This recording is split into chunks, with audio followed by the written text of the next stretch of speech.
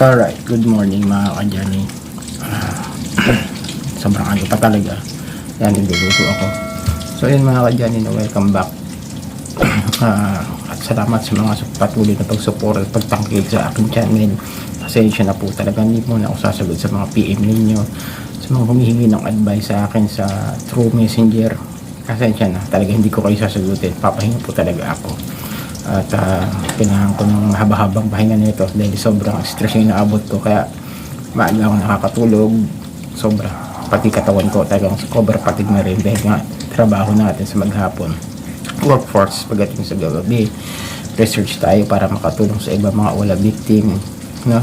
Pero bago lahat, please subscribe, like, share, hit nyo na yung notification bell para lagi po kayong updated sa mga all the videos na ginagawa natin ito about all update, wala review at kung ano yung usapan ko ng lending app. So ito kasing gagawin ko nga makakatulong sa inyo ng malaki, lalo na din sa mga na-post sa Facebook, no? Kasi nga this month ng January hanggang February tuloy-tuloy yung pag-post nila.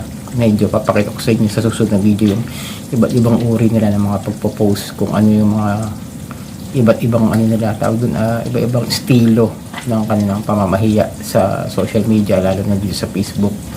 Ito mga kadyan, medyo sa ngayon dito na muna kayo matambay sa YouTube channel ko. Dito siguro makatulong sa inyo, panoorin nyo na lang. Andito naman halos for a year mahigit, andito naman na lahat siguro mga tanong ninyo na paulit-ulit naman.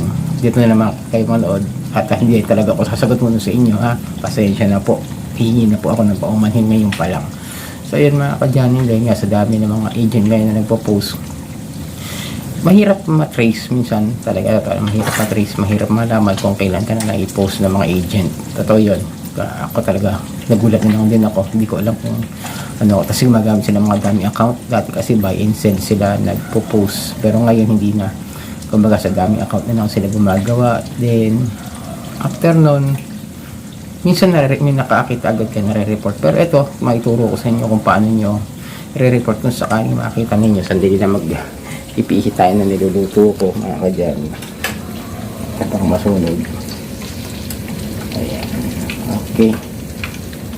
Sensya na giluto kasi tayo. So yun. Ito maaaring makatulong sa inyo na malaki.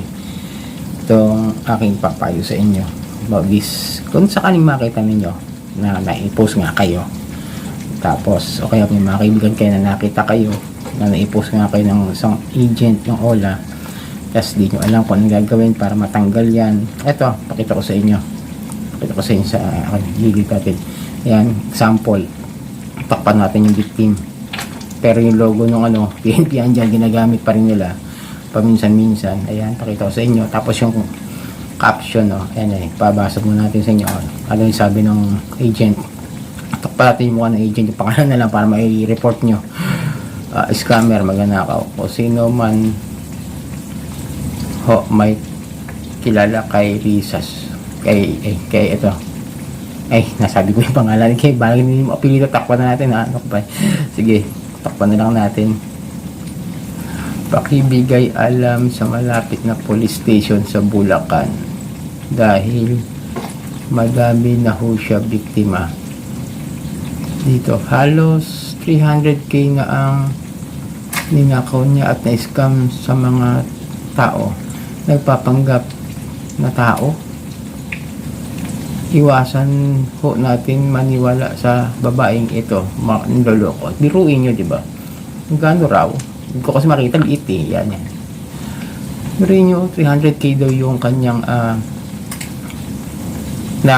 nahiram na pera or kung ano man na nakuha, na ninakaw, na scam, papanggap na tao, diba? Grabe siya. Tapos tignan mo yung picture kung saan tatakpan ko lang kasi, pero yan, kinaption lang, kinrap, tapos tinanggal yung ID na hawak, diba? Malalaman mo talagang galing sa mga all icon.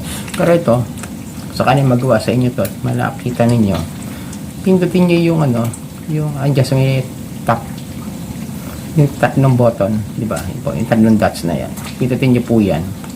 Then para ma-report nyo yan, ganyan po, yung mismong yung mismong picture nyo ang i-report ninyo para matanggal yan. Tapos yung tatlong dot na yan, may lalabas po na ganyan po sa ibaba. Pang support or report. Yun. Wait na po mga kajani. Medyo dumilim ba? Nawala ako sa ano. Ayan. Kasi babaling tayo ng ano. Sensya na po. Ayan. Sensya na po mga away pa yung mantika. Sorry. So ayan po. So ayan. Pindutin niyo po yung sa ibaba yung pang support or report. Pagka pindot po niyo yan, pagka click po ninyo, ayan, lalabas po yung iba't ibang uri ng mga report or problem na pwede nyo pindutin, like spam, nudity, violence, unauthorized text, involves a child, terrorism, and ito, eating disorder, basta kung ano na po yan. Pero ito, pinindot ko po yung sa something else. Yan. Pindutin nyo po yung pag di nyo po makita yung dapat nyo i-report. Ayan. Ito po. Mayroon pa po lalabas dyan na intellectual property, fraud, scam, mocking victims, bullying, child abuse, animal abuse, sexual activity with then at po sa ibaba, ginamit ko po yung harassment. Pinindot po natin yan. Then, after that, papasok ko naman po yan sa ibang page. Yan, sa ibang, ayan, lalabas po yung report na harassment. At yan, then submit lang po ninyo. Pag-submit mo, yan po lalabas. Tapos, yan, magre-receive sila ng na-report niyo po. Tapos, maghihintay po kayo ng decision made kung nararapat po pa. Pero ang mga kadyan ulit-ulitin nyo yan kasi minsan hindi yan ina-accept ni Meta, ni Facebook, na yung report nyo hindi naman daw totoo or something na may hindi, wala raw siya nilalabag.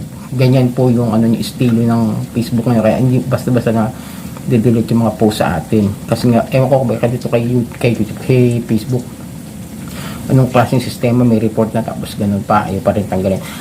Mas maganda po kung mga kaibigan ninyo, i-message ninyo para mahingan nyo ng tulong na i-report yung post po sa inyo ng mga agent para matanggal po yan. Kasi mas marami, mas maganda pag marami. Tapos kung nasa group po kayo, doon po kayo mag-post para makahingi kayo ng tulong doon sa ibang mga member na ano niyan, na ma-report yung inyong post para mabura po. Then, after that, nung next na yon, what else would you like to do? Pwede nyo po siya i-block. Pero ako di ko binablock para makita ko kung nagpo-post pa rin ba itong agent na to o hindi, di ba mga kadyan? Yan po yung gagawin niyo once na naipost po kayo doon sa Facebook, no? Para maibigyan ko kayo ng kaunting gabay para po sa anong mangyari man sa inyo, yung ganito klase ng panghaharas, magagawa nyo kagad ng paraan na mabigyan nyo kagad yung sarili nyo ng kalinawan na kayo ay pinost ng mga agent na yan para malinaw din sa mga kaibigan ninyo. Ayan, pinopost po kayong scammer. Kahit na sabihin nyo na totoo na, sabihin natin totoo na may nautang tayo dyan sa mga, pero wala silang karapatan na pahiain tayo kasi nga, pasok po yan sa unfair debt collection practices or yun tinatawag na mga debt shaming sa social media mga kadyan. So yun, ito ang yung lingkod ka Johnny ng Janitor TV. Ito ang Johnny Depp, usapang utang, usapang wala.